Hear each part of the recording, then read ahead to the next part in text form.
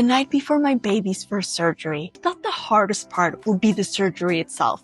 But I was wrong. The hardest part was the waiting, the unknowns, the recovery. Now, after 6 surgeries with my son, and hopefully just one last one at the end of the week, I've learned that what helps most isn't just hoping for the best. It's having a plan for logistics, a plan for managing emotions. And today, I'm going to share that plan with you. I'll walk you through exactly what I wish I had known before my child's first surgery. By the end of this video, I guarantee you'll feel more supported and prepared to guide your child through this very difficult process. One of the hardest things about preparing your child for surgery is the emotional weight of it all. For my baby's first surgery, I was overwhelmed by fear. But when I really sat with it, I realized something. My fear wasn't just about the surgery.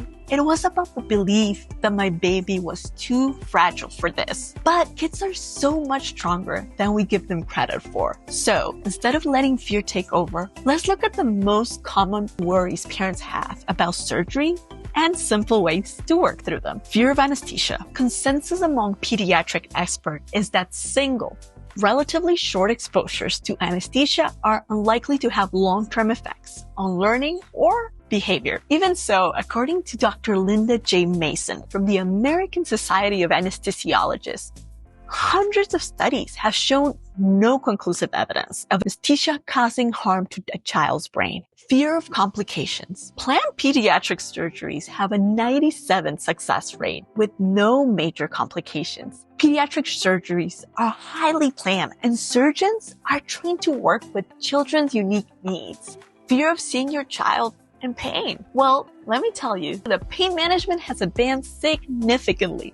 Talking to your doctor about pain control options ahead of time, though, can definitely help with this one too. And fear that surgery will ruin their childhood. It's good to remember that this is just one chapter in their life. Kids are incredibly resilient, and this experience does not have to define them. If you think about it, most of our fears come from uncertainty, but the more we understand them, the more calm we can feel. And one of the best things you can do for your child is to take care of yourself too. Breathe, slow down, listen to your emotions and process them so that you can hold space for your child to process theirs. You don't have to suppress how you feel. You just need to give yourself the same patience and compassion that I know you give to others. And it's not just about giving, it's also about receiving. At first, I thought I had to do everything myself.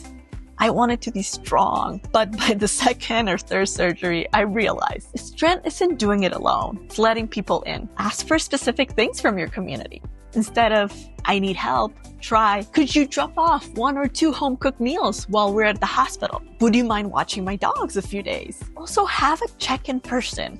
A friend or family member that can be there with you or that you can text throughout the process. You don't have to carry this alone. Once I had worked through my emotions and knew the people I could count on, I realized, you need a plan, wonderful lady. For my son's second surgery, I felt like I was running around putting fires. By the third one, I had a checklist and it changed everything. So key steps to prepare for are confirm surgery details, double check time, date, and fasting rules. The schedules can shift, so call a few days before to make sure. Plan for fasting. The hardest part isn't following those rules, it's keeping your child calm while doing it. So a tip that's helped us a lot is if the last meal your child is allowed before surgery falls during their usual sleep time, waking them up to it might throw off the routine and make the surgery morning even harder. So instead, what you can try is a dream feed. This is our go-to option. So let me know in the comments if you want more deets about it. Pack smart for the hospital. For your child, comfy, easy to remove clothes. Ideally, if you have some with zippers or snaps that don't go through arms or feet, those are best so that you can work around any IVs. For yourself, snacks, a water bottle, a charger for your phone, and something to pass the time. If you're staying overnight, make sure to pack some nice PJs as you'll be seeing a lot of medical staff in the wee hours. Know what to expect post-surgery. Will your child have an IV, a catheter? How long will you be at the hospital for? What special care will they need afterwards? Ask in advance so that you can plan ahead or just even to be familiar with it, because that will help you receive less new info later and will keep you less overwhelmed. If you're finding this info helpful so far, consider liking this video. That helps other parents who are going through this difficult time find it too. If you'd like more honest and well-researched support for other parenting challenges, consider subscribing. Now you're prepared. But what about your child? Let's make sure they feel safe too. No matter how young your kid is, they pick up on emotions. So explain what's going to happen in advance.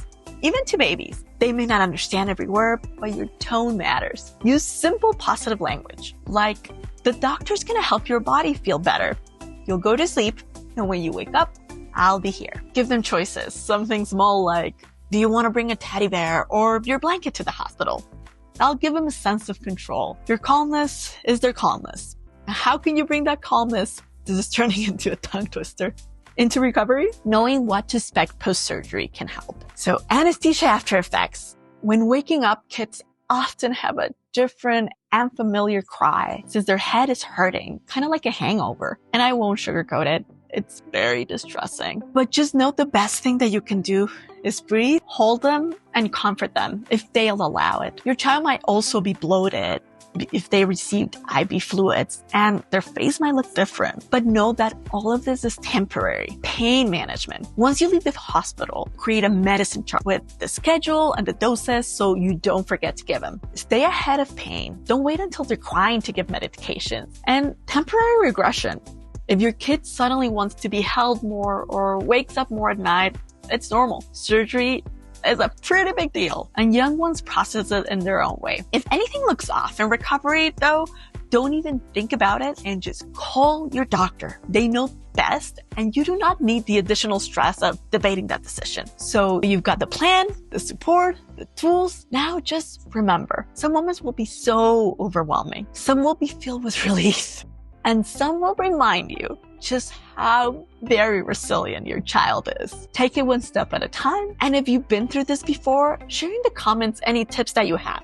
Your experience might help another parent feel a little less alone. And if you're still feeling overwhelmed, keep in mind, you're doing so much for your child. I made a super short video as a little reminder to let go of worry when you've done all you can. It's quick, it's uplifting, and right here so that you can watch it next. I'm sending good vibes your way for this surgery.